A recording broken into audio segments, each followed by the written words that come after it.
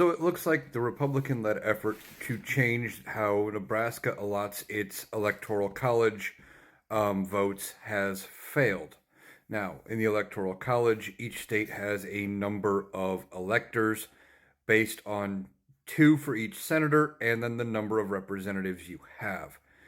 And how most states do it, like here in Iowa, is a winner take all, where you have, like Iowa has 6 votes, 6 electoral votes, and the winner of the presidential race gets all 6, and that's just which way the state goes. Nebraska does it different.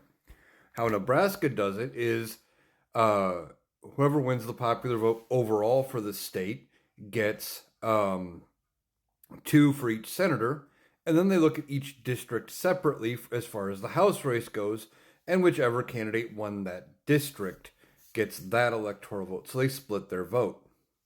Now, they were trying to change Nebraska to a winner take all state because what you can have happen in Nebraska is that most of the state will go one way, typically Republican, and then the Omaha district will go typically Democrat. Not always, but typically.